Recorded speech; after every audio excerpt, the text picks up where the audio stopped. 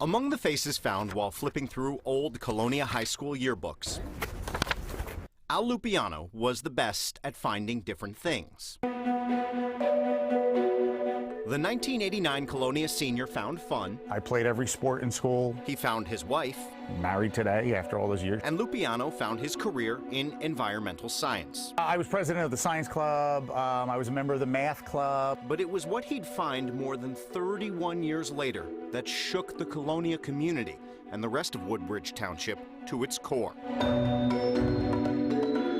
Lupiano's search began in August of last year, when two more faces from those Colonia yearbooks had their lives upended by what doctors found.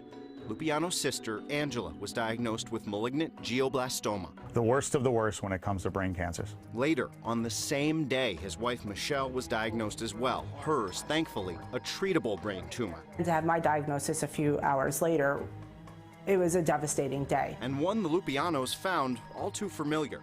You see, Al was treated for and survived a brain tumor himself back in 1999. When Michelle's doctor found out about this cluster of cases, he basically stated, the chances of all three of you having this rare primary brain tumor is like all three of you being hit by lightning at the same time on the same day. And then, like a flash of lightning, a memory struck. Two sisters that we had graduated with, Cheryl and Janice Black. Both died of malignant brain tumors a few years ago. Kylie Donnelly is Cheryl's daughter. We would get told by doctors, we just have crappy luck, just a bad coincidence. So immediately my 3 became 5. Scouring obituaries and old news clippings on his iPad, Lupiano found more and more Colonia High School students and staff with brain tumors as his sister got worse and worse.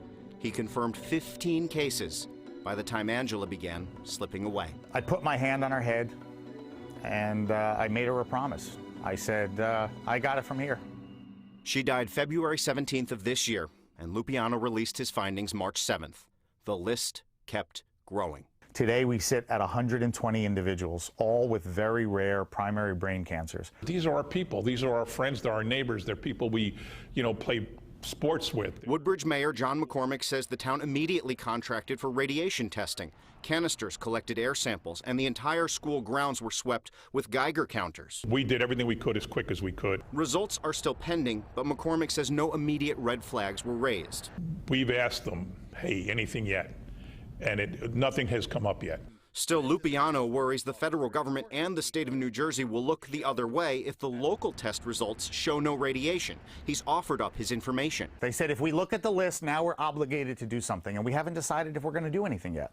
So they don't want to look. I don't think that they are doing nearly enough that they should be doing. And in the meantime, some parents have crafted a petition demanding kids be pulled from school until the results are back. Nothing of in danger right now that we know about. So there's really no reason to go to those extremes until we see what the test results say. While the community waits, theories about all these cancer cases can be found around town.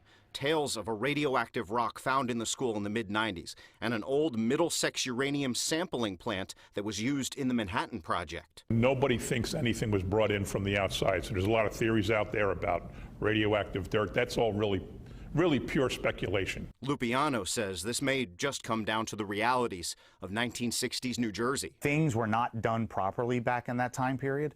Any place we can stick illegal chemicals, we did. Whether it was the oceans, the rivers, the lakes, or in a hole prior to a high school being built on top. And this environmental scientist, brain tumor survivor, husband, and grieving brother who's found so much already. We need to continue doing air, water, and soil samples. Now wants to find answers. We need the federal agencies to come and do what they're tasked to do. This is what they receive tax dollars to do. They need to do the study. Woodbridge's mayor says the town has been in touch with federal and state officials. We've been communicating with the New Jersey Department of Health and Governor Phil Murphy's office. Statements from both of those offices underscored support for Woodbridge's efforts.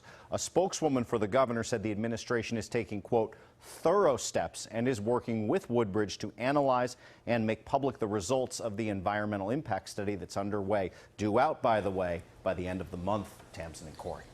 All right, Henry, thank you so much. You know, This 150 names, was it? You said how many? 120 and counting. 120 names and counting, and somebody's waiting for a report to say something is wrong. Clearly something is wrong. We just don't know what it is. Connecting the dots with these types of cases is notoriously complicated in our country. You need a large body of evidence before you even confirm a cancer cluster. That's part of what's happening here. This may have happened so long ago. You heard some of the theories that we just don't know at this point.